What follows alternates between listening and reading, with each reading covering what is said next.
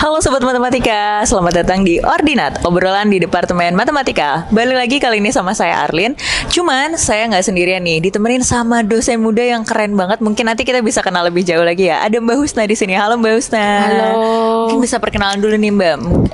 Sekarang ngajar apa? Terus habis itu kemarin tuh sempat penelitian atau field di matematika di Departemen Matematika khususnya di bidang apa? Oke, perkenalkan saya Husna. Sekarang saya adalah dosen statistika di UGM.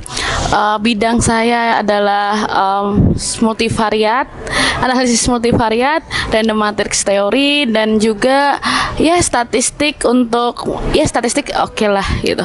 Ya itu mungkin first saya, dan sekarang mengajar untuk sebelum UTS ini saya mengajar statistika multivariat terapan. Setelah UTS ini saya akan ngajar PSM 1, PTUP, dan juga rancangan percobaan. Oke, berarti itu semuanya di babatnya Mbak. Ada statistika, matematika, aktuaria, kena semuanya. Menangis, saya juga mau membuat materinya belum ada nih persiapan. Nggak apa-apa, tapi pasti bisa banget ya. Iya. Mbak Husna ini kan sebenarnya baru balik studi ya Mbak ya, kemarin S3. Iya, S3. Di mana tuh Mbak?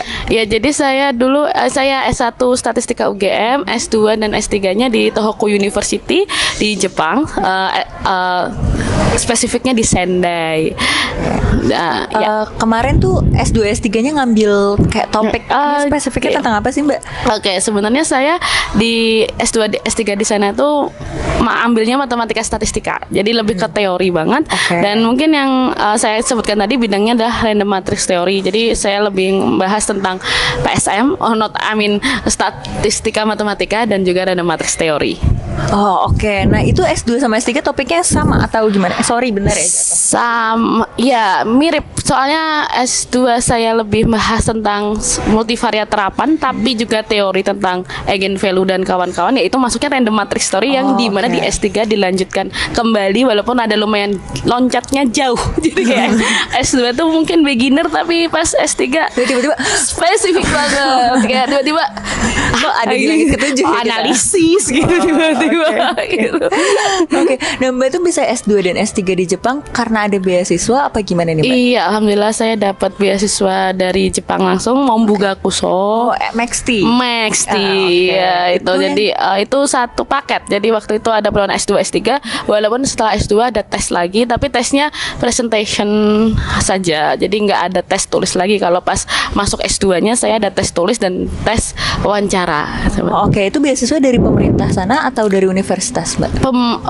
Pemerintah sana, tapi saya lewat. Jadi kalau ini mungkin panjang nanti, tapi intinya adalah saya langsung direkomendasikan oleh universitas. Jadi saya nggak yang ke embassy atau apa, tapi beasiswanya itu langsung direkomendasikan universitas. Jadi saya tinggal terima jadi aja, diterima atau tidak itu urusan universitas gitu. Oke, baik. Itu S2 S3 nyambung berarti selama berapa lama tuh Mbak?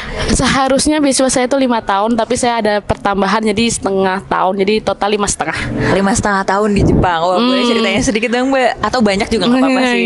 Hal-hal yang menarik banget di Jepang, dan kalau nggak ke Jepang nih kayak nggak dapet ini deh. Iya dong, kalau yang ke Jepang ya mungkin kalian semua sudah tahu ya Jepang seperti apa.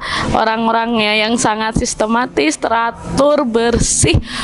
Emang sebersih itu emang diakui. Itu kalian nyari kotor tuh nggak ada. Apalagi saya tuh kan di Sendai yang notabene bukan kota besar kayak Tokyo, Kyoto, Osaka, tapi lebih kayak kalau di Indonesia mungkin seperti Purwokerto, Wonosobo yang dingin-dingin, terus bukit-bukit gitu ya. Bukit gitu. Jadi kayak bersih banget. Itu yang paling menarik, dan teratur. Itu sistematis. Kayak kalian nggak akan pusing dengan kehidupan duniawi.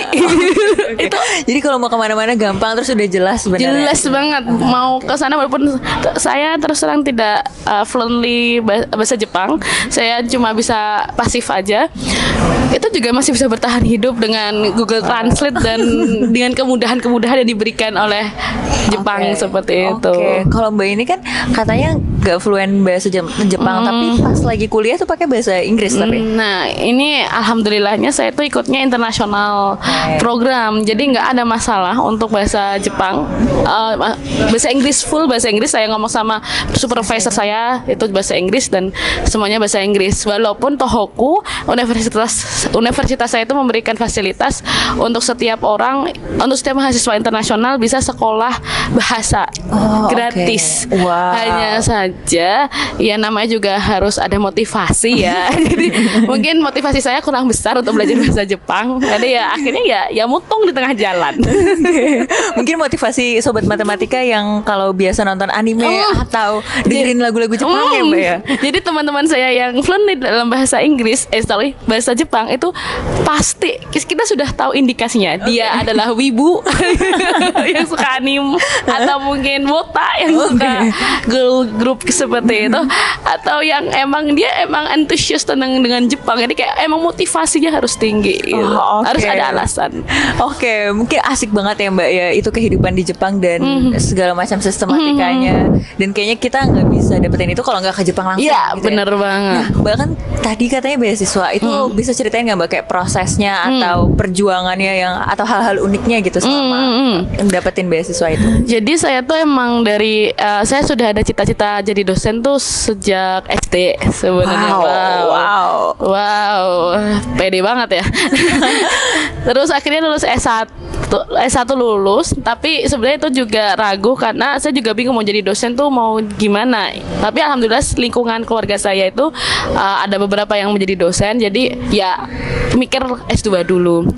Nah, di saat saya ingin melanjutkan S2, saya melis semua kemungkinan universitas yang saya inginkan. Jepang, Turki, Eropa, US, semua saya list. Sampai itu saya punya bukunya. Sampai ada yang ada list di mana tanggal berapa, deadline, aplikasinya seperti apa, butuh persyaratannya seperti apa. Yes, Tohoku itu salah satunya gitu. Dan untuk Jepang tuh saya mengirim seluruh email hampir 9 profesor dari berbagai universitas. Dan ada beberapa yang membalas tapi ya menolak saya, entah itu karena tidak ada kuota atau bidangnya berbeda. Sampai akhirnya ada lowongan internasional program itu, dikabari teman saya dan saya coba kontak lagi profesor yang sebelum saya kontak sebenarnya tapi nggak balas, dan saya kontak lagi dan akhirnya dibales. Dan dibales itu ya oke, proses walaupun prosesnya juga lucu, maksudnya saya jadi saya sebenarnya udah deadline ya, saya nggak, jadi ya karena saya tidak tahu prosedurnya, di tulisan itu adalah semua harus dikirim hard copy. Iya benar dari Indonesia. Nah itu butuh waktu 3 hari rata-rata ya kan.